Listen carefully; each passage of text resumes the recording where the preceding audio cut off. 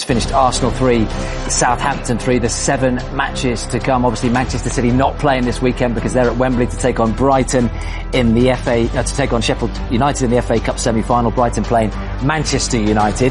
And it means that the bottom of the table looks like this for Southampton. Could have been so much better, couldn't it? They could have been off the bottom for the first time in a long, long time. But they stay rooted, but are now just a point behind Leicester, 3 points from safety. The top 5 points clear.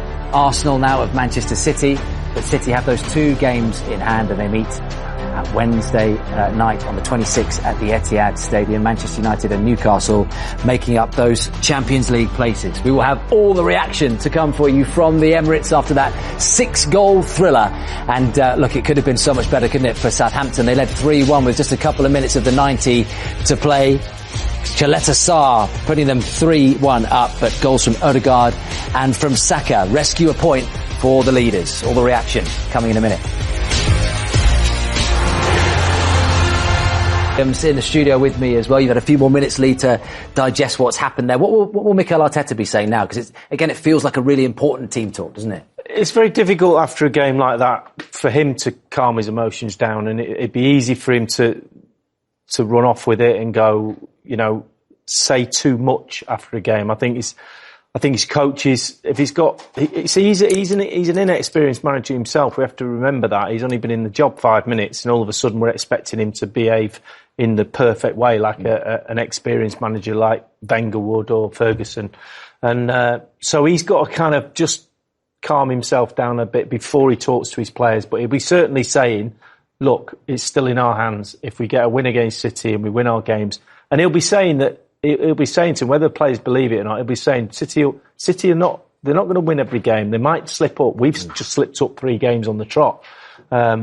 They'll look back at these 3 draws and go that they've just had and go 2 of them. The Liverpool game, they'd have took a draw before the game, but the other 2 against West Ham being 2-0 up there and then bringing this game back to 3-3, they'll think we should have got over the line. But they give the ball away too much tonight. As simple as that. And that's a nerves thing. That's simple. The occasion, because they haven't given the ball away all season, really, apart from the last couple of games. It could have been so much worse. That's got to be the positive, Farah, right? Because they found themselves 3-0 down to that Sarr header in the second half, 3-1 down. And, to come back and rescue a point. But again, sort of mistakes, and they'll be looking at this when they're analysing what went wrong.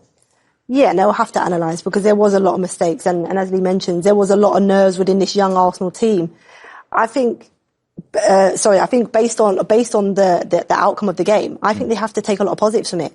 If they would have gone away with nothing from this game, it would have been even more disappointing, even more of a lift Arteta would have had to give his players to bounce back for Wednesday night, which is a huge game, which everybody's been speaking about for numerous amount of weeks now. So I think the fact that they showed that character to get those 2 goals back in that, period of time towards the end of the game, I think they have lots of positives to take from that. They'll be tired. Their emotions, as Lee mentioned, they will be all over the place. It was a roller coaster of emotions today, for the manager and the players. And I think, maybe silence from the manager in terms of going in there would probably be better, and reassess it overnight, and they go back in, have a day off probably tomorrow, and then they go back in over the weekend and start again and focusing on Manchester City. Yeah, and look, all the goals came from mistakes, which were so unlike Arsenal this season, Lee, and the third one as well. It's nerves. You do things on the pitch like this. Partey gets the ball, he takes 1 touch too many, they lose it. The fight's there's no problem about that, but it's little things like this. You give the corner away, you don't get in front of the defender, the attacker there. Holding just lets him get in front, and then he flicks it to the far post. Look at Zinchenko. He's got his man, he's looking at him, he's got his arm in the air, he's looking straight at him, and then goes to sleep. He's not a brilliant defender, Zinchenko. He's brilliant on the ball.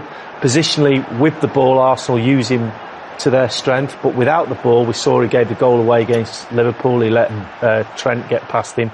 And there again, you've just got to be alive. You have to be alive being a defender, whether you play midfield or not. That's your job. Keep the ball out the net. Yeah. And in defensive set plays, that back post position that Zinchenko's in, it's such an important position. You have to be switched on. He looked organised. He was in a set position.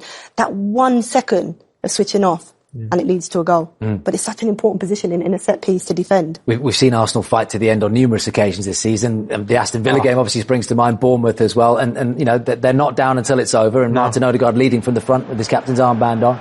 Yeah, I mean, here he is now, he picks it up and he's got one thing in his mind. As soon as he's on his left foot, you've got half a chance of a brilliant cross or he'll hit a target, and his feet are so quick and there's men behind the ball, but there's nothing he can do about that. It just dips nice and early in front of the goalkeeper, and and then all of a sudden you're thinking, could they possibly get back into this game?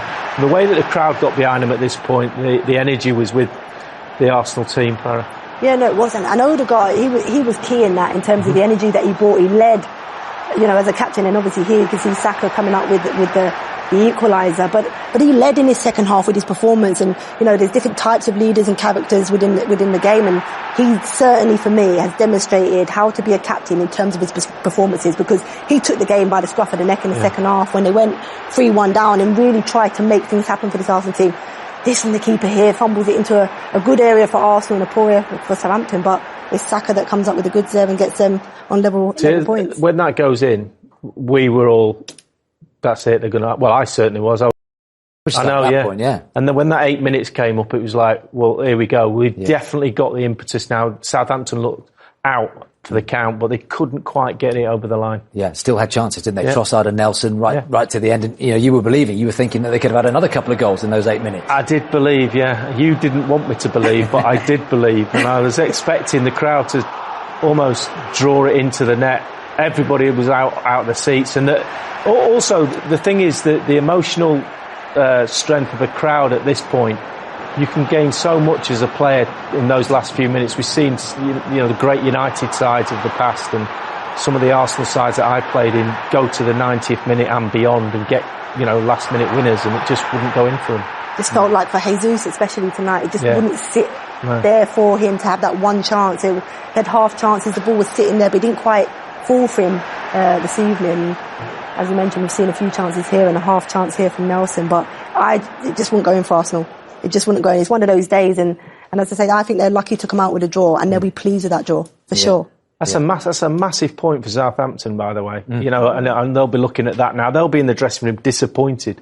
And obviously they would have took a point before the game, but they'll be looking at that going, we put absolutely everything into that.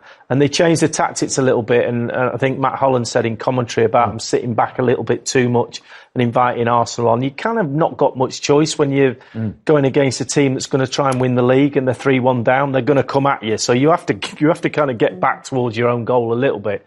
But they just let it slip at the end. But they'll still a brilliant point for them. And the run that Arsenal have got, Lee, we talked to me before the game, but after City, they got Chelsea, they got Newcastle, they got Brighton. And I'm not trying to make your evening any worse, but the last Arsenal win at the Etihad was a long time ago. I mean, you were nearly playing; it was 8 years ago. Yeah, but the thing is, all those fixtures were set last June. They knew who they had to play. Yeah. They've had a brilliant season so far. You can't get away with not playing anybody. You have to play everybody twice. Yeah. So there's parts of the season where you have an easy run and they pick points up then. This is the tough bit now, and this is how you win a title. Is your belief wavering though now after that tonight, after 3 consecutive games? Be honest. Oh no, yeah, absolutely. If you were a betting person, which I'm not, you would say it's City's title all day long. But they've still got that game on Wednesday, and this team, if they can get over the emotional tiredness, the physical tiredness won't bother you at this time in the season. You're tired from Christmas onwards, but the emotional side of it, they can get over that,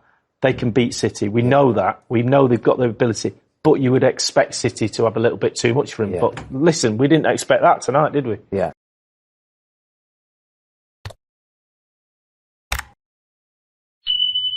اهلا ومرحبا بكم اصدقائي صديقاتي في قناتنا وقناتكم سعيد كابيتان، ويا رب ان شاء الله تكونوا في صحه وسلامه جيده وانتم كتشاهدوا هذا الفيديو. فريق اشبيليه اصدقائي الكرام يهزم فريق المان يونايتد. يعني صراحه المان يونايتد اصدقائي الكرام بعد الفوز ديالو بكاس الدرع يعني الخيريه، يعني من ذلك الوقت لم نرى المان يونايتد يعني بعد ذلك الحين يعني هزيمه يعني سباعي امام ليفربول، يعني وهزيمه مكراء امام فرق مثل ايفرتون، مثل تشيلسي، مثل ارسنال اصدقائي الكرام، مثل السيتي، يعني المان سيتي اصدقائي الكرام او المان يونايتد يمر بمرحله فراغ.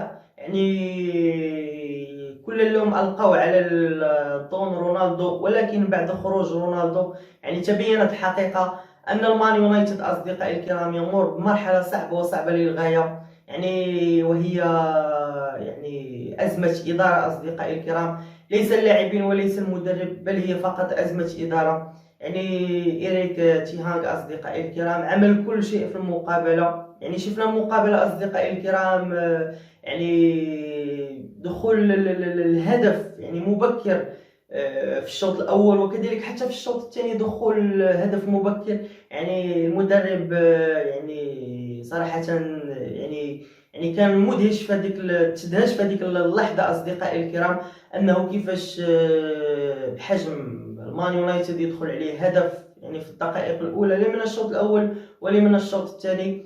فالدفاع المان يونايتد أصدقائي الكرام يعني دفاع يعني سهل التجاوز ديالو، خصوصا يعني هاري ماغواير أصدقائي الكرام يعطي يعني هدايا طبق من ذهب للفرق الأخرى. يعني شفنا في مرحلة الذهاب يعني كيفاش يوسف نصيري أصدقائي الكرام يعني رأسية ضغطات ماتش مع هاري ماغواير كان الهدف التعادل. وفي مقابلة الإياب يعني في تغطية هاري ماغواير يعني الأسيست ديالو أو الباس ديالو كان يعني كارثي، جاء منه الهدف ليوسف نصيري. والهدف الثالث أصدقائي الكرام حارس دخيا، حارس عملاق، حارس كبير، يعني عمل غلطة عمره أصدقائي الكرام، جاء منها الهدف الثالث، وكذلك من يوسف نصيري أصدقائي الكرام. وعلى الجانب الآخر أصدقائي الكرام إشبيليا يعبر إلى الدور القادم يعني وفي مواجهة صعبة للغاية مع جوفنتوس أصدقائي الكرام. وسنرى أصدقائي الكرام ملك هذه البطولة هذه ماذا سيفعل في المواجهات الماجية.